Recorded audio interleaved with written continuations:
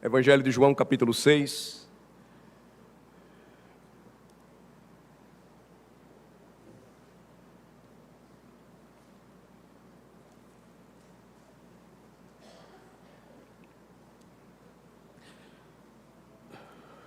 Seguiremos a partir do versículo 14.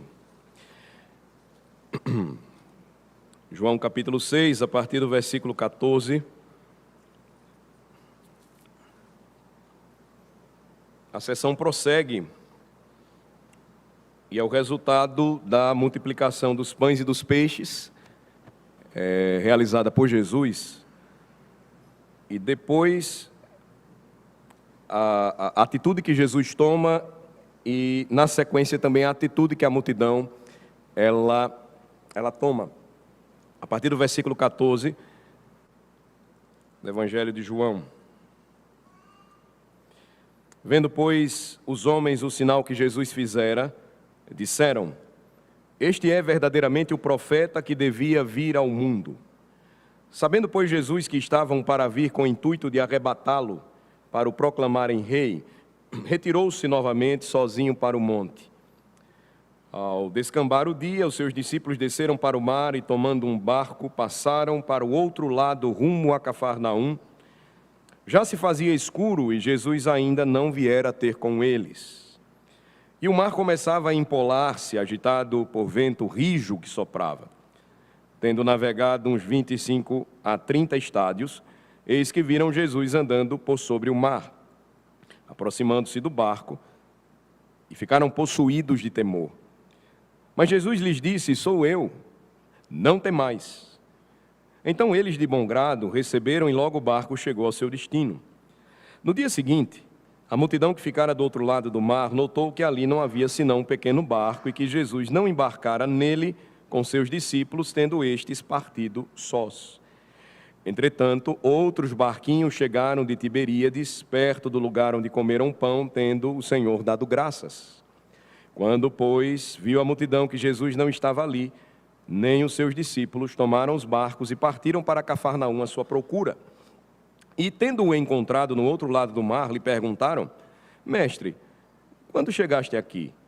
Respondeu-lhe Jesus: em verdade vos digo, vós me procurais, não porque vistes sinais, mas porque comestes dos pães e vos fartastes. Trabalhai não pela comida que perece, mas pela que subsiste para a vida eterna, a qual o Filho do Homem vos dará, porque Deus, o Pai, o confirmou com o seu selo. Esta é a palavra de Deus a nós, que Ele, pois, aplique ao nosso coração. Amém. Irmãos, nós temos aqui, então, a passagem diante de nós, é a continuação do capítulo 6, que nós já começamos a ver, ou começamos a ver no ano passado. Como é que ela se divide de forma bem simples e prática? Versículos 14 e 15. Você tem a resposta do povo ao milagre dos pães. O versículo 15, ainda, em segundo lugar, a retirada de Cristo para o monte. Versículos 16 a 19, os discípulos em meio a uma tempestade no mar de Tiberíades. Versículos 20 e 21, a vinda de Cristo até eles, em meio à escuridão. Versículos 22 a 25, em quinto lugar, o povo segue a Cristo até Cafarnaum. Versículo 26, Cristo revela seus corações, expondo os motivos que levaram aqueles homens até Cristo. E, finalmente, Jesus os confronta a respeito da sua real necessidade espiritual, versículo 27. Então, os versículos que iniciam a passagem desta manhã, eles dão continuidade ao que nós já vimos anteriormente, precisamente aquilo que encerrou o sermão do ano passado, o último sermão do ano passado, sobre João capítulo 6, no versículo 13. Observem que o versículo 13 do capítulo 6 diz o seguinte: Assim, pois, o fizeram e encheram 12 cestos de pedaços dos 5 pães de cevada que sobraram aos que haviam comido. Então, você tem a continuação, como eu disse introdutoriamente, do milagre realizado por Jesus ao multiplicar pães e peixes. O que nós vimos ali? Nós vimos o Senhor diante de uma grande multidão, ministrando sua graça maravilhosa em meio à fome. Então, uma multidão de pessoas famintas, que não poderiam ser despedidas para casa com fome, seriam alimentadas pelo Senhor diante da incredulidade de seus discípulos.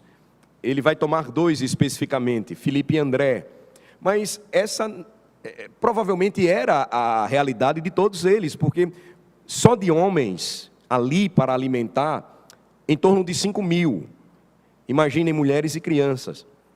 Então, eles não acreditavam que seria possível alimentar toda aquela multidão sem recursos. A verdade é que eles esqueceram quem estava ao lado deles, ou quem estava no meio deles, o próprio Deus, aquele que domina todas as coisas, aquele que tem controle sobre todas elas, aquele que estabeleceu as leis de gravidade, todas as leis químicas ou físicas do planeta, as leis matemáticas. Ele governa tudo e ele é aquele que tem poder para mudar tudo. Ele é aquele que criou o mundo do nada e ele é aquele que pode fazer tudo novamente. Então, eles não tinham fé suficiente para crer que Jesus poderia fazer aquilo, e a multidão também não tinha nenhum apreço real pelo Redentor, porque o que os atraiu, na verdade, foi apenas a curiosidade, ou o amor da ocasião. O versículo 2 do capítulo 6 nos lembra que a multidão seguia Jesus por uma razão simples, porque tinham visto os sinais que ele fazia na cura dos enfermos.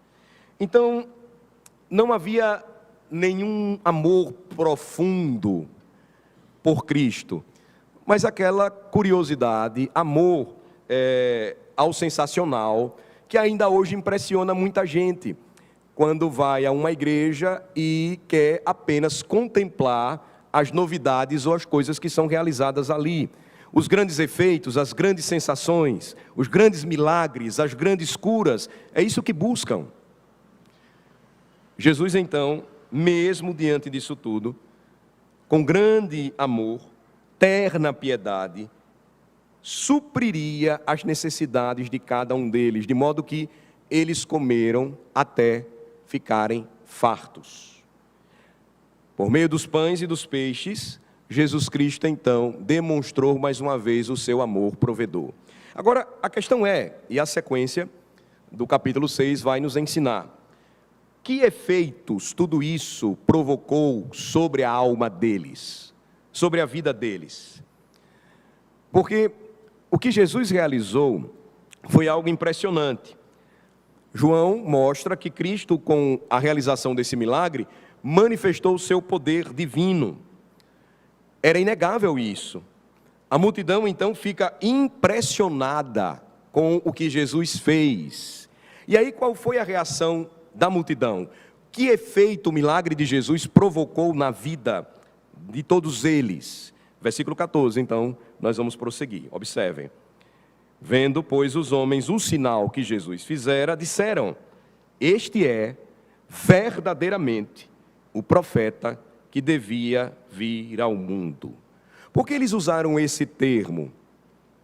É importante a gente entender que aquela multidão de judeus conhecia a palavra de Deus. Eles eram educados desde a mais tenra idade nos preceitos da lei do Senhor. Seus pais ensinavam e anunciavam desde sempre algo que eles deviam esperar. Uma expectativa, por que aguardar?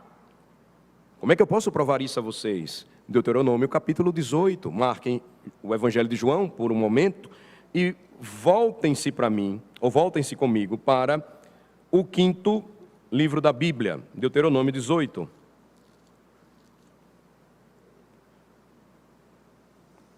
Vejam que interessante.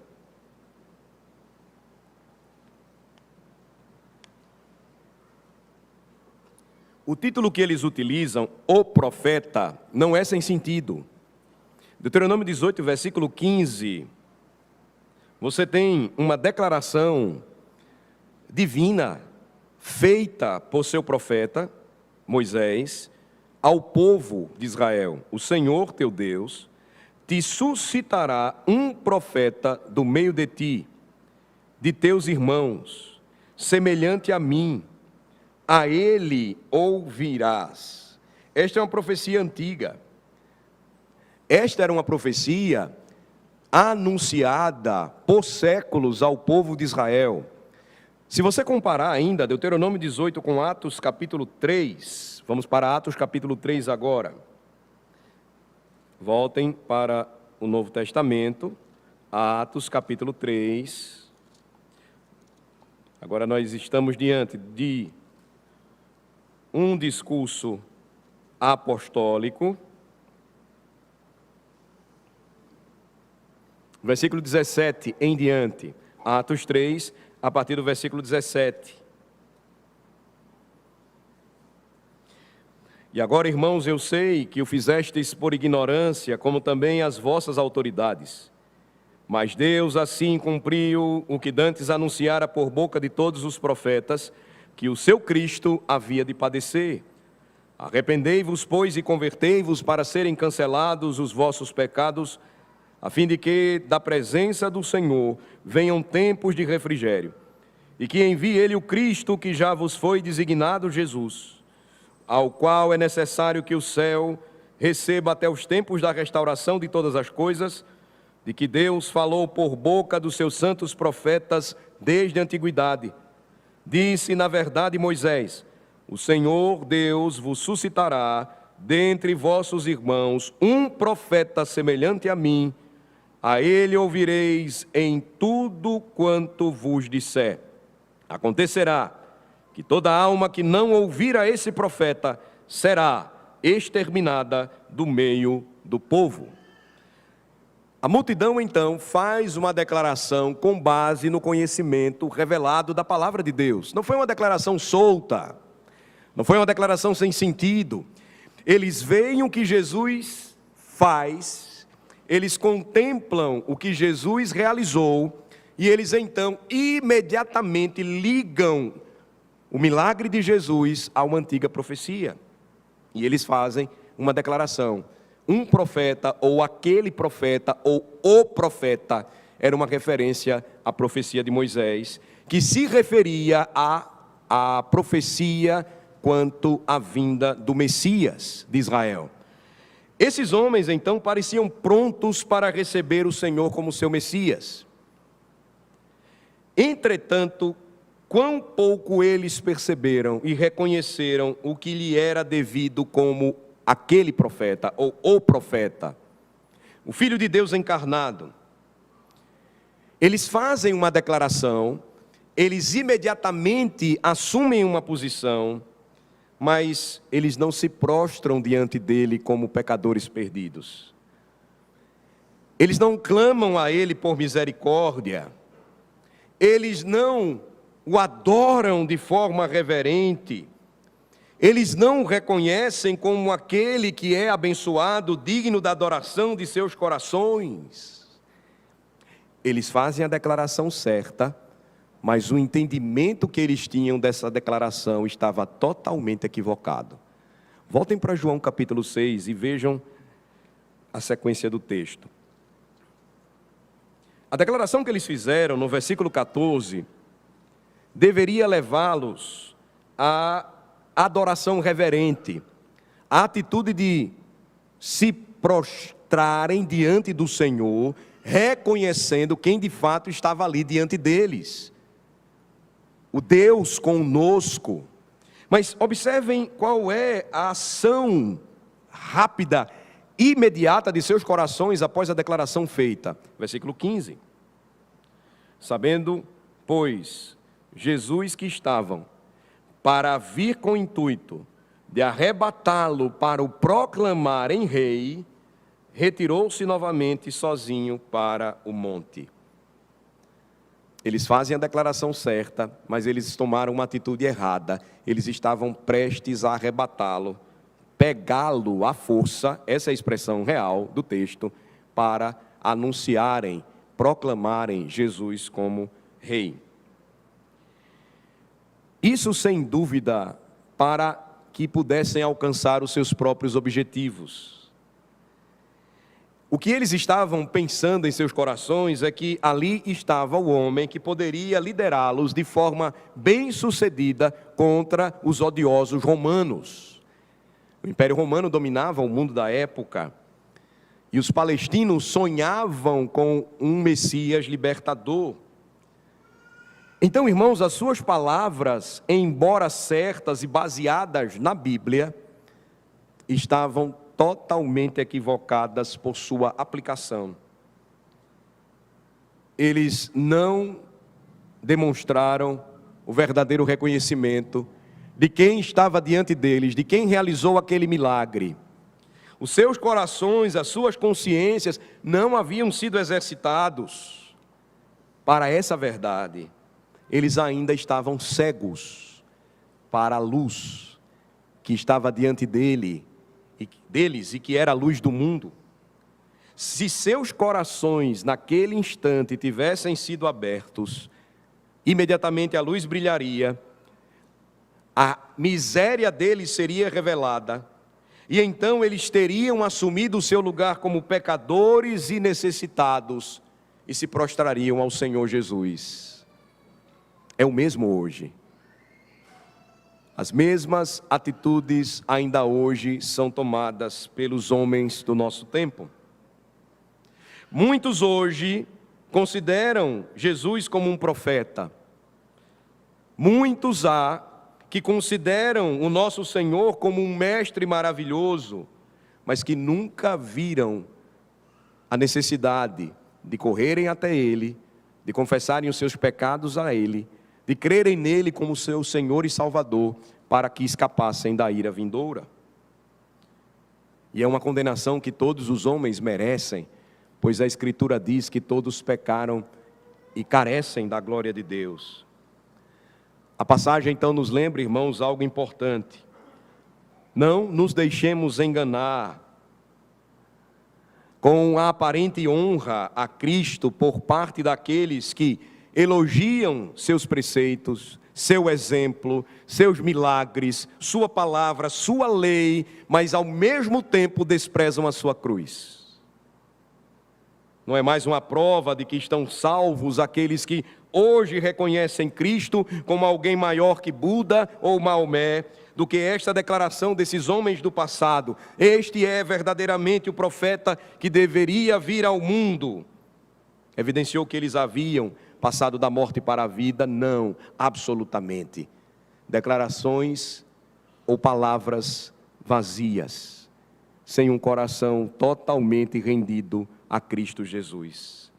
Verso 15: sabendo, pois, Jesus que estavam para vir, com o intuito de arrebatá-lo para o proclamarem rei. É um discurso solene que nós temos aqui. Cristo não foi enganado por seu discurso justo. A multidão fez uma declaração justa, a multidão fez uma declaração real, a multidão fez uma declaração baseada na palavra do próprio Cristo, mas ele não se deixou enganar por aquele discurso. A voz da multidão soou muito louvável, laudatória, obviamente, mas o Cristo de Deus foi e sempre será aquele que sonda os corações. Após realizar o seu primeiro milagre, de transformar água em vinho, ele revelou que sabia o que está por trás das palavras dos homens. Ele discerniu o espírito que motivou o coração daquela multidão após o milagre da multiplicação dos pães e dos peixes, ao fazer aquela declaração, ou tal declaração. João capítulo 2 nos lembra: sabendo, pois, Jesus, aqui no capítulo 6, lá no capítulo 2, o próprio Jesus não se confiava a eles, porque os conhecia a todos. E não precisava de que alguém lhes desse testemunho a respeito do homem, porque ele mesmo sabia o que era a natureza humana. A expressão aqui então ou a declaração, a expressão aqui no versículo 15 é muito séria. Sabendo, pois, Jesus que estavam para vir com o intuito de arrebatá-lo para o proclamarem rei. É uma palavra que traz diante de nós a sua perfeita divindade. O restante do versículo 15 é profundamente significativo e sugestivo quanto a isso. Observem. Sabendo, pois, Jesus que estavam para vir com o intuito de arrebatá-lo para o proclamarem rei, retirou-se novamente sozinho para o monte. Os judeus dos dias de Jesus o reconheceram com os lábios, declararam que ele era verdadeiramente um profeta, estavam prontos para coroá-lo como seu rei, mas havia uma outra realidade que pesava sobre eles. Cristo não poderia ser o rei daqueles homens até que primeiro oficiasse como sacerdote a substituição, a expiação, oferecendo-se ele mesmo como sacrifício pelo pecador. O versículo 15 é tão significativo, irmãos, porque ele nos mostra as conexões com toda a Escritura. Por isso que, se há algo que nós precisamos decidir deste ano, de todo o nosso coração, de uma vez por todas, é pedir a Deus graça para entender o que a Bíblia diz a respeito da obra de Jesus. Porque ela está em toda a Bíblia. Ela não está somente no Evangelho de João, de uma forma mais clara, direta e simples. Por que Jesus precisou se retirar? Sozinho, sem os discípulos. E por que ele precisou ir para o monte? Porque era isso que o sumo sacerdote precisava fazer pelo povo. Levítico 16, versículo 17. Em sua obra sacerdotal, o sumo sacerdote precisava estar desacompanhado de todos.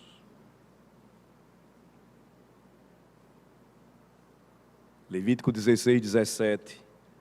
Nenhum homem estará na tenda da congregação quando ele entrar para fazer expiação ou propiciação no santuário, até que ele saia depois de feita a expiação por si mesmo e pela sua casa e por toda a congregação de Israel.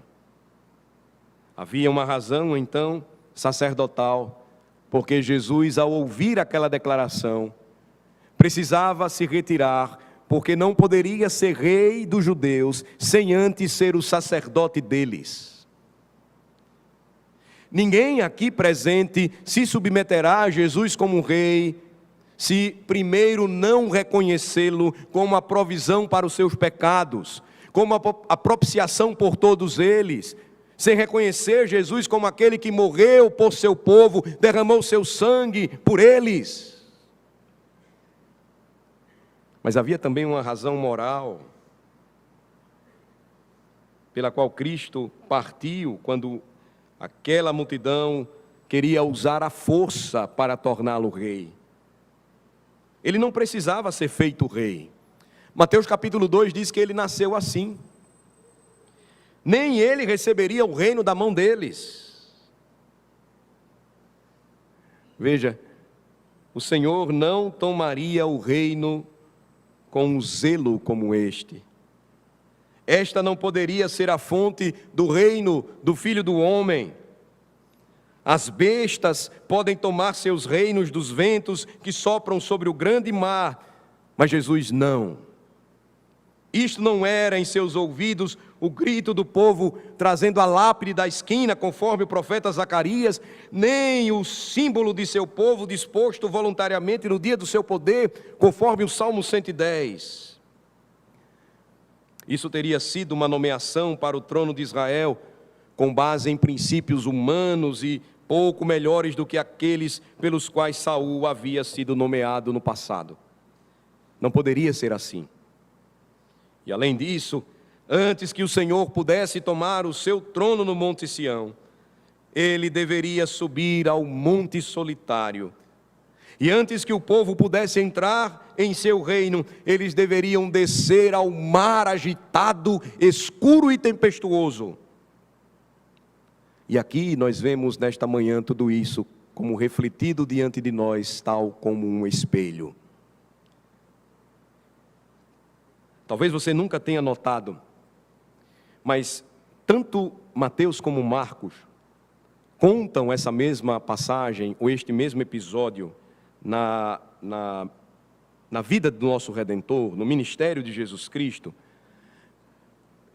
destacando uma coisa. Por exemplo, Mateus nos conta como Cristo foi para lá e ele subiu ao monte para orar sozinho. Mateus 14. O mesmo acontece no Evangelho de Marcos, capítulo 6, depois vocês podem conferir. Mais uma vez, você nota a ausência de algumas expressões ou verbos no Evangelho de João. Veja que a ausência desta palavra em João capítulo 6, está de acordo com o caráter e o tema deste quarto evangelho e nos fornece outras daquelas inúmeras provas da inspiração divina e verbal das Escrituras Sagradas. Você já percebeu que ao ler o evangelho de João, você nunca vê Jesus orando? Exceto quando ele intercede sacerdotalmente, de forma sacerdotal, por sua salvação. Você já notou isso? Você não encontra Jesus orando como você vê em Mateus, ou como você lê em Marcos. Mas você vê Jesus, no capítulo 17 de João, intercedendo, dando-nos uma amostra de seu ministério sacerdotal, em favor de seus eleitos no céu. Se você for para o capítulo 17 do Evangelho de João, nos versículos 4 e 5 precisamente, você vai perceber que a intercessão registrada no Evangelho de João era uma antecipação da intercessão de Cristo, preparando-se para voltar à presença do Pai. João 17, versículo 4, eu te glorifiquei na terra, consumando a obra que me confiaste para fazer. E agora, glorifica-me, ó Pai, contigo mesmo, com a glória que eu tive junto de ti, antes que houvesse mundo. Veja que, mais uma vez, o objetivo, o desígnio especial do apóstolo João, ao escrever o seu evangelho, era exaltar, exibir as glórias divinas do Salvador. Jesus é Deus. Jesus é Deus. Essa é a verdade irrefutável do Evangelho de João. Capítulo 6, versículo 16. Ao descambar o dia, os seus discípulos desceram para o mar.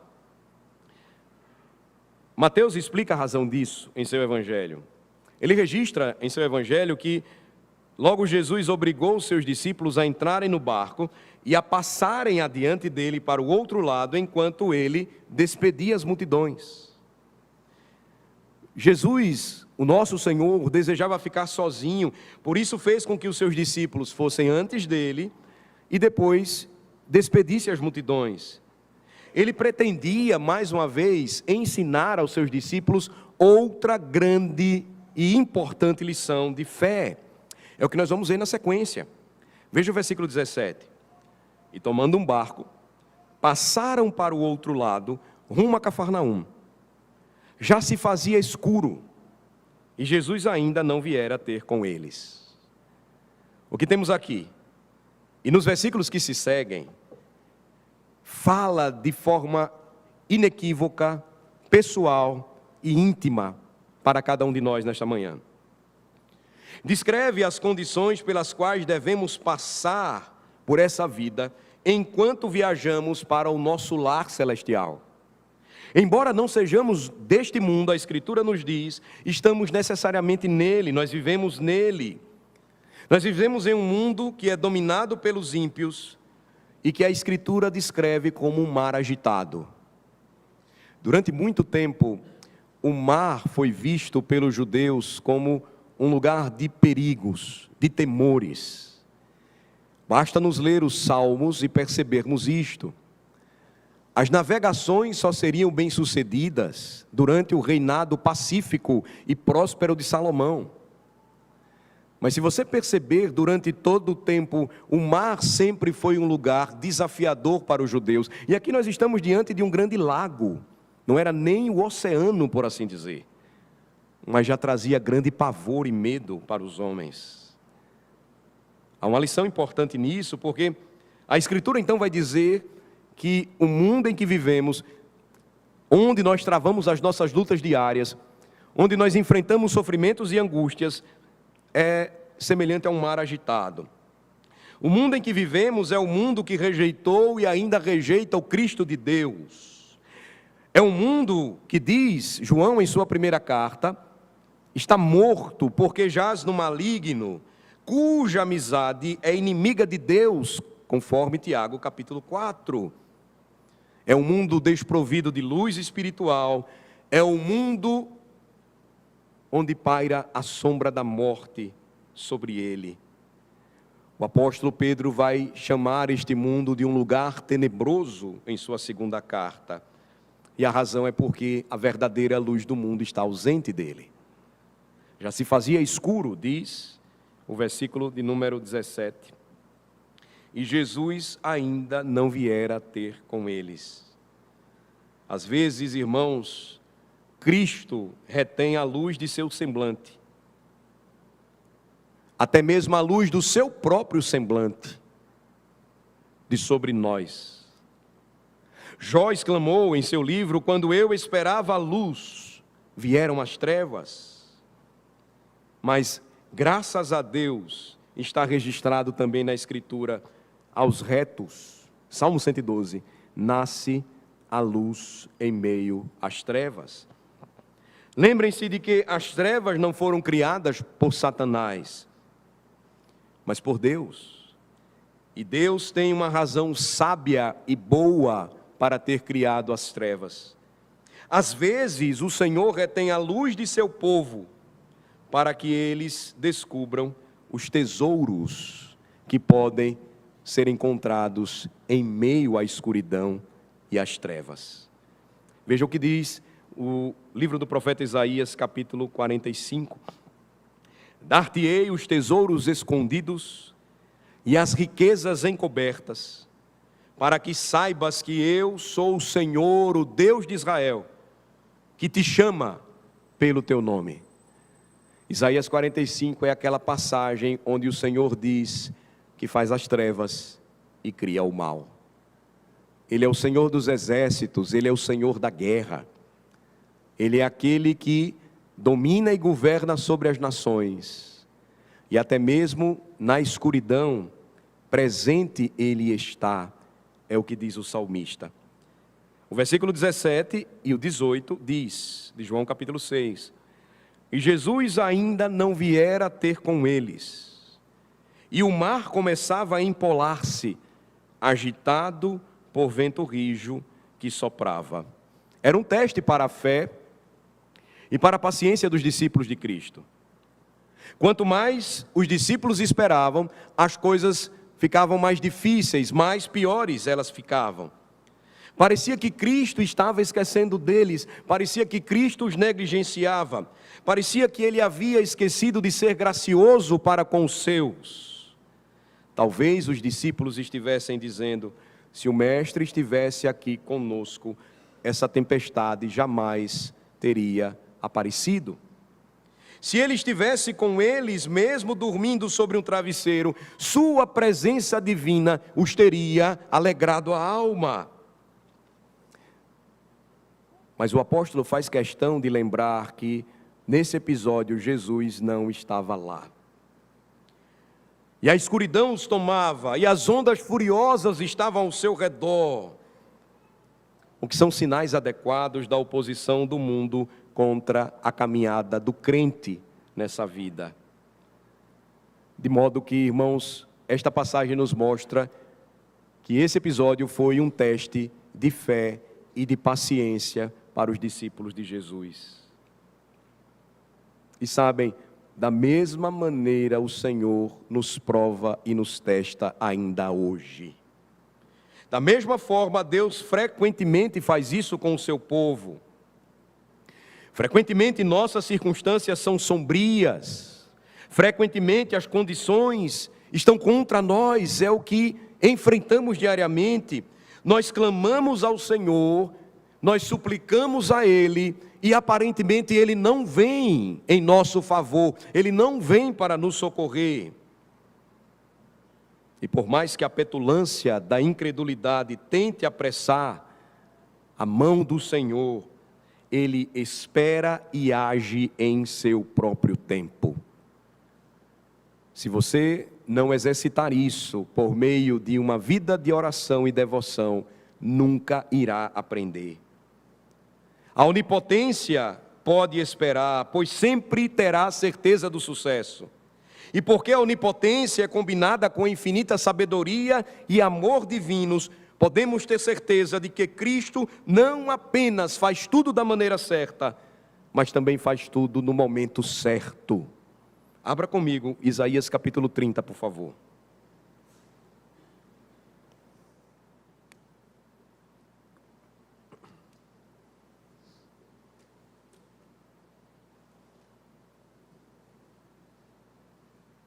Isaías capítulo 30, versículo de número 18. Por isso o Senhor espera para ter misericórdia de vós, e se detém para se compadecer de vós, porque o Senhor é Deus de justiça. Bem-aventurados todos os que nele esperam. Por isso o Senhor espera para ter misericórdia de vós, e se detém para se compadecer de vós, porque o Senhor é Deus de justiça. Bem-aventurados todos os que nele esperam. Às vezes o Senhor espera até o anoitecer, antes de aparecer em sua graça e poder libertadores. A escuridão se torna mais sombria e Ele ainda espera, sim, mas Ele espera ser gracioso para com o seu povo. E a pergunta é, por que tem que ser assim? Deus não poderia ser gracioso sem nos fazer esperar? Cristo não poderia estar no barco com aqueles discípulos e no momento que a tempestade surgisse, Ele então declarava por sua palavra e grande calmaria se faria e nenhum problema surgiria? Certamente. Mas irmãos, há uma razão para a demora do nosso Cristo em nos atender. É para que a sua mão se torne ainda mais clara, evidentemente poderosa aos nossos olhos. E outra razão é que sua mão pode ser ainda melhor apreciada por nós quando Ele vem em nosso favor, quando Ele intervém e vem para o nosso socorro. Algumas vezes a escuridão se torna ainda mais sombria, quase insuportável para o cristão, e ainda assim o nosso Senhor espera. E novamente nos perguntamos por quê? Por que precisa ser assim? Por que o Senhor age dessa forma? Porque este é o caminho que Ele escolhe sempre tomar.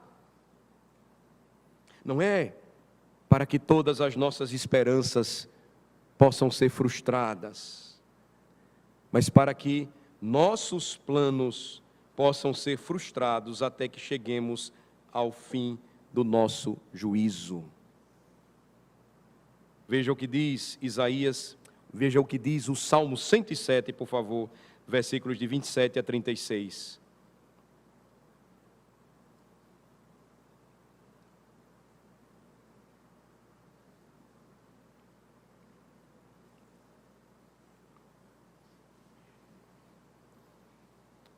À medida em que nós conhecemos mais os caminhos de Deus e sabemos como Ele age, nós começaremos a ter uma perspectiva diferente da forma como Ele conduz as coisas. O objetivo dele não é nos frustrar, o objetivo dele não é nos fazer enxergar no final de tudo apenas planos que não dão certo ou não se concluem. O Salmo 107, a partir do versículo 27 ao 36, diz: andaram e cambalearam como ébrios, e perderam todo o tino. Então, na sua angústia, clamaram ao Senhor, e Ele os livrou das suas tribulações. Fez cessar a tormenta, e as ondas se acalmaram. Então se alegraram com a bonança, e assim os levou ao desejado porto. Rendam graças ao Senhor por sua bondade e por suas maravilhas para com os filhos dos homens. Exaltem-no também na assembleia do povo e o glorifiquem no conselho dos anciãos. Ele converteu rios em desertos e mananciais. Ele converteu rios em desertos e mananciais em terra seca. Terra frutífera em deserto salgado por causa da maldade dos seus habitantes. Converteu o deserto em lençóis de água e a terra seca em mananciais. Estabeleceu aí os famintos, os quais edificaram uma cidade em que habitassem. Ele nos leva até o ponto de perdermos as esperanças, a fim de que revele novamente por meio da sua mão forte e poderosa, que jamais deveríamos pensar assim. Veja, o problema não está em Deus, o problema está em nós. Ele nos diz em sua palavra a maneira como Ele age, a forma de trabalhar. Ele mostra como que por meio de tudo isso, Ele trabalha em nossos corações. E assim, como tínhamos perdido a esperança, inesperadamente Ele irrompe com força e graça, e nós ficamos surpresos com o seu agir, assim como aqueles discípulos ficariam em meio ao mar agitado e tempestuoso. Versículo 19, João capítulo 6, voltemos para lá. Tendo navegado uns 25 a 30 estádios, eis que viram Jesus andando por sobre o mar, aproximando-se do barco, e ficaram possuídos de temor. Estas linhas aqui, irmãos, do versículo 19, serão sem dúvida lidas por mais de um crente nesta manhã que está passando por uma situação de dificuldade.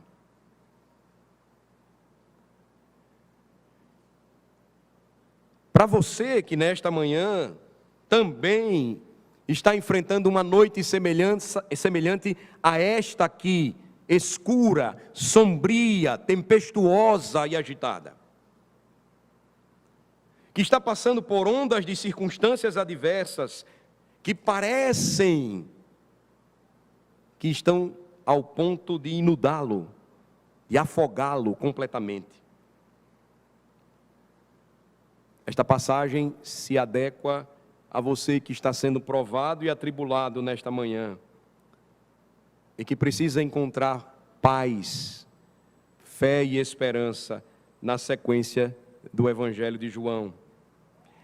Ela oferece uma palavra de ânimo para você, se pela fé você estiver disposto nesta manhã a abraçar o que diz o Senhor. Primeiro, observe que os discípulos não desistiram em meio ao desespero. Esse é um ponto importante. Versículo 19 diz que eles continuaram remando. Versículo 19 diz: tendo navegado uns 25 a 30 estádios. Eles não pararam de remar. E finalmente, o Senhor veio para o lado deles e os livrou daquela violenta tempestade. Portanto, meu irmão, qualquer que seja o caminho indicado pelo Senhor, por mais difícil e desagradável que seja, permaneça nele, e no devido tempo o Senhor o libertará. Os discípulos não desistiram, a nau não ficou ao léu, eles continuaram navegando, remando, eles lutaram contra a bravura do mar. Novamente, repito, observe que os discípulos continuaram a navegar, e era tudo o que eles poderiam fazer, e era tudo o que o Senhor exigiria deles. Pouco depois o Senhor lhes apareceu e eles foram levados em segurança até terra seca. Esta passagem, irmãos, deve nos chamar a atenção quanto à perseverança do caminho que nós escolhemos tomar como cristãos. Do caminho do dever que o Senhor entregou a nós, das responsabilidades que temos.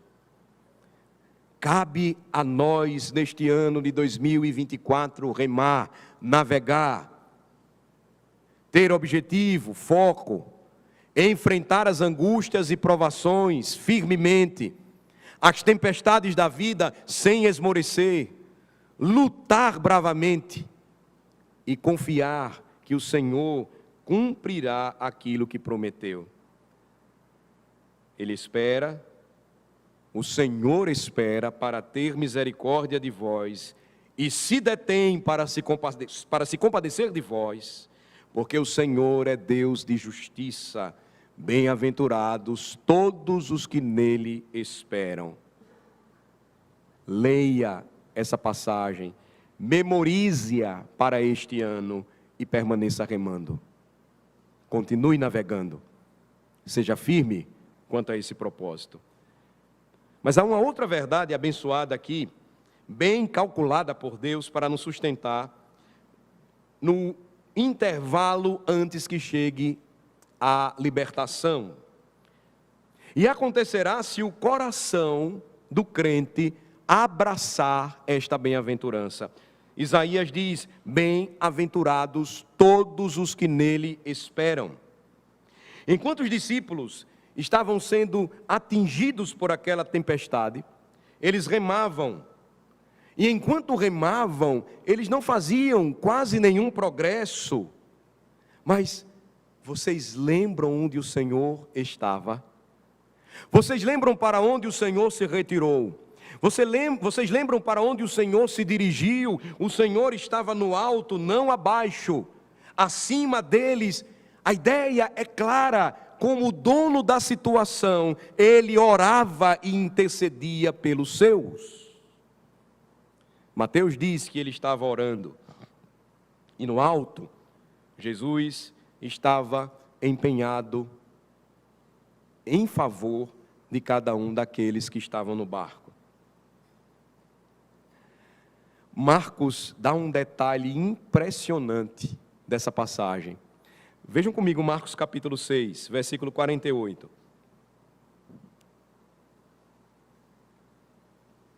O autor aos Hebreus diz que, como nosso sumo sacerdote, Jesus vive para interceder por seu povo. A lição dessa passagem, irmãos, é tão profunda que uma leitura rápida não nos permite enxergar. Enquanto os discípulos estavam no mar de Tiberíades, naquela grande luta, em meio à tempestade, o Senhor estava sustentando-os com suas orações para que eles não afundassem. Cristão, as orações do seu Redentor sustentam a sua alma para que você não afunde. Veja que palavra preciosa Marcos acrescenta no versículo 48. Marcos 6, versículo 48. E vendo-os em dificuldade a remar, porque o vento lhes era contrário, por volta da 4ª vigília da noite, veio ter com eles, andando por sobre o mar, e queria tomar-lhes a dianteira. Cristo nunca foi indiferente ao perigo que os seus discípulos estavam enfrentando. Seus olhos estavam sobre eles. E aqui, irmãos, o detalhe do que eu falei anteriormente, guardem isso. Mesmo estando escuro, ele pôde vê-los. Ele está em todos os lugares. Ele pode ver os seus filhos até no mais profundo abismo. No desespero mais profundo da sua alma, pare de recorrer a Freud. Pare de recorrer a Carl Jung. Pare de recorrer aos gurus do nosso tempo. Pare de uma vez por todas e volte-se para Cristo. Volte-se para a sua palavra. Confie no seu Redentor. Não esqueça jamais que Ele, em meio à escuridão, está olhando para você. Ele está olhando para você. Ele não está deixando você sozinho. Nenhuma escuridão poderia esconder de Jesus os seus discípulos. Isso também fala conosco. Podemos estar nesta manhã em dificuldades para remar. A palavra grega para navegar ou remar, em João capítulo 6, é fatigar. Eles estavam fatigados, cansados de remar. Quem já remou de alguma maneira sabe o que é fazer isso contra a maré, quer seja com seus braços, quer seja em qualquer tipo de embarcação. Chega um momento em que você não tem mais forças e você cansa, por conta da força do vento, por conta da força das ondas, você vai esgotando suas energias a ponto de não suportar mais. Talvez na vida você esteja assim, cansado dos golpes, dos ventos e das ondas hostis deste mundo. Mas existe alguém acima que está despreocupado com tudo isso, que tem o controle da situação, que vê e conhece nossa penosa situação e que mesmo agora está preparado e pronto para vir ao nosso socorro e estar ao nosso lado. Crente, desvie os seus olhos da sua fraca e frágil embarcação, da tempestade circundante, da força dos ventos deste mundo, da força dos seus braços ou da fragilidade dos remos, e olhe para Jesus, autor e consumador da fé. Quando você estiver em dificuldades para navegar, e isso será uma constante na sua vida, assim como é na minha, olhe para Cristo.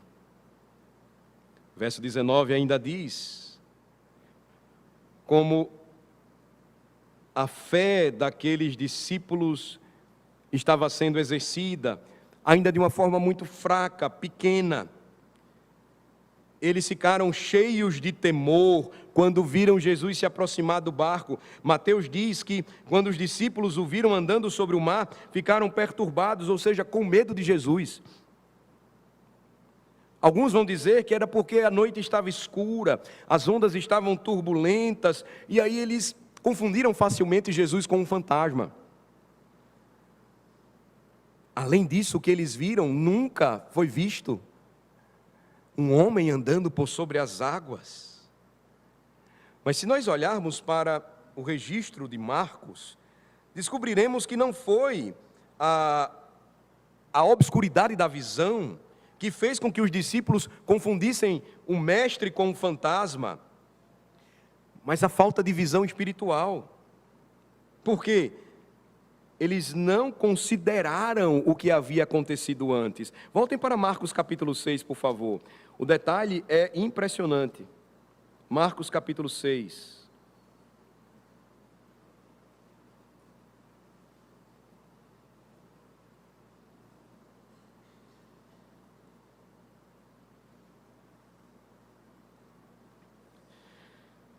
Versículo 49 diz, eles, porém, vendo-o andar sobre o mar, pensaram tratar-se de um fantasma e gritaram. Eles começaram a gritar apavorados, pois todos ficaram aterrados à vista dele. Mas logo lhes falou e disse: tende bom ânimo, sou eu, não temais. E subiu para o barco para estar com eles, e o vento cessou.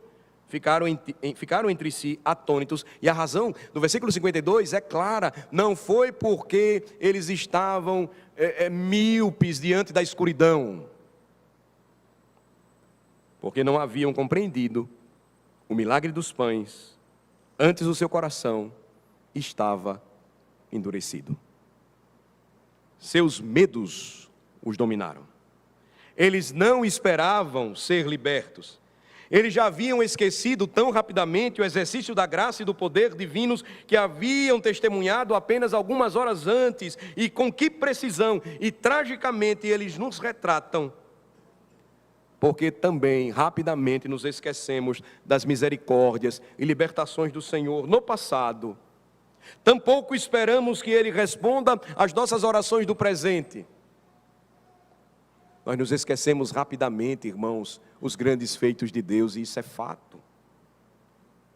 Mas o Senhor então disse para eles: sou eu, não temais. Verso 20 de João 6. O ceticismo de Filipe, a incredulidade de André não impediram o fluxo da misericórdia divina quando Jesus multiplicou pães e peixes. E aqui até mesmo a dureza do coração de todos os discípulos não extinguiu o amor de seu Redentor por cada um deles. Salmo 103, Ele não nos trata segundo os nossos pecados, nem nos recompensa de acordo com as nossas iniquidades. Do começo ao fim, Jesus trata conosco com uma graça maravilhosa, insondável e soberana. Sou eu, diz Jesus. Ele primeiro dirige o olhar deles para si mesmo. Não tenham medo. É a segunda palavra para acalmar os seus corações. É a sua ordem imutável. Nossos medos só podem ser dissipados olhando com fé para Cristo e tendo os nossos corações cheios dele. Continue olhando para o redor e você permanecerá cheio de medo, desanimado. Continue olhando para dentro de si e você ficará desanimado também, porque o seu coração é endurecido. Mas olhe para Cristo e creia nele, e rapidamente os seus medos irão desaparecer.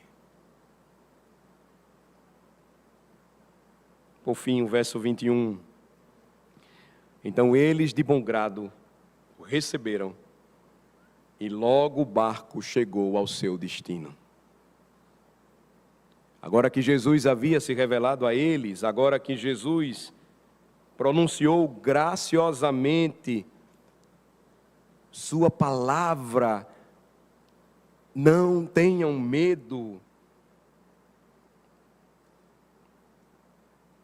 ele entra no barco, grande calma se faz. Mateus e Marcos ainda usam uma palavra tão conhecida, usada por Cristo: tenham bom ânimo. De bom grado, então, eles recebem Jesus na embarcação. Que verdade preciosa para o povo de Deus. Cristo não se impõe a nós. Ele espera ser recebido. É o acolhimento dos nossos corações que o nosso Redentor tanto deseja. E não é apenas porque isso é tantas vezes retido, que Ele é tão lento em vir em nosso socorro. Porque nós não abraçamos pela fé tudo aquilo que Ele nos oferece, que por vezes Ele não se manifesta a nós. A conclusão, irmãos, é que observar tudo isso sob essa perspectiva é algo abençoador para o crente. Porque é uma grande bênção perceber que assim que Jesus entrou no barco, o objetivo da viagem foi concluído. O que eles precisavam fazer quando Jesus os mandou fazer foi alcançado.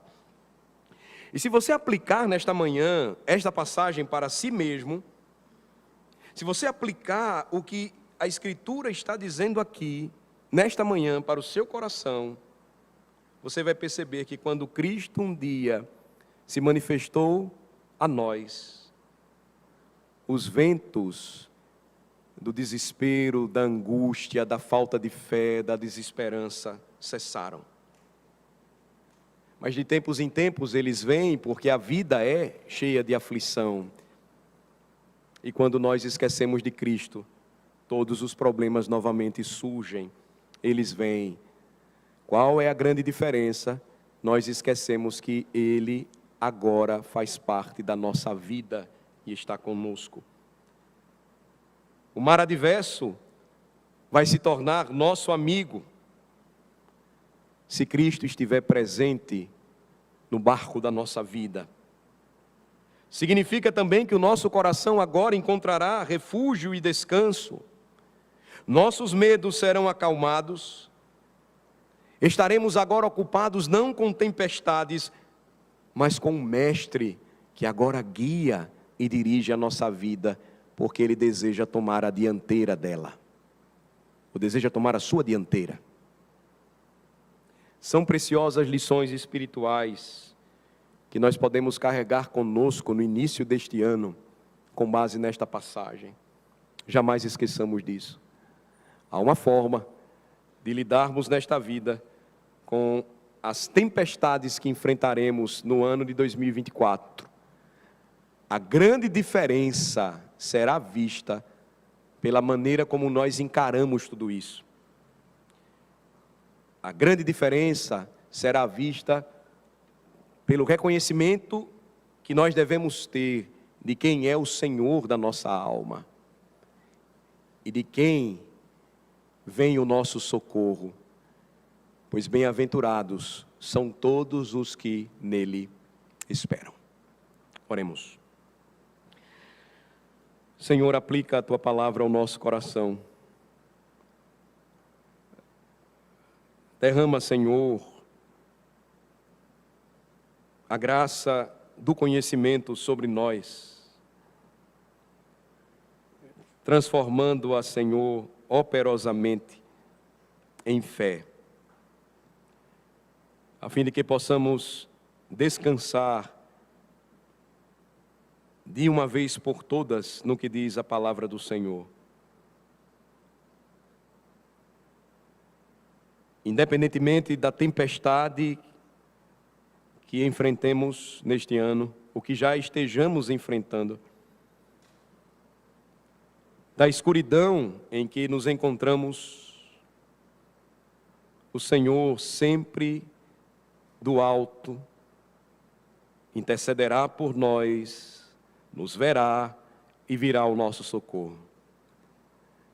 Cabe-nos de uma vez por todas nos entregar, confiar ilimitadamente naquele que domina até mesmo o mar, a tempestade e a força dos ventos. Ele é o Senhor de tudo, da criação e da redenção. Ele é o Deus conosco. Ele é o nosso maravilhoso Salvador. Aplica, Senhor, a Tua palavra a nós, aos nossos filhos, aqueles que estão aqui conosco, ouvindo a palavra do Evangelho. Aplica, Senhor, pois é a Tua palavra pura e simples, direta, objetiva para os nossos corações. Mas só o Teu Santo Espírito pode realizar a obra que não podemos fazer, pois nós somos maus, os nossos corações endurecidos. Nós podemos até declarar com os nossos lábios, Senhor, sim, Cristo é o profeta, verdadeiro mestre, mas sem nenhum amor, devoção e fé para com Ele. Ó Senhor, ajuda-nos para que a nossa exaltação seja real e verdadeira, àquele que domina todas as coisas, e é o único nome dado entre os homens, pelo qual importa que sejamos salvos. Em nome de Jesus oramos. Amém.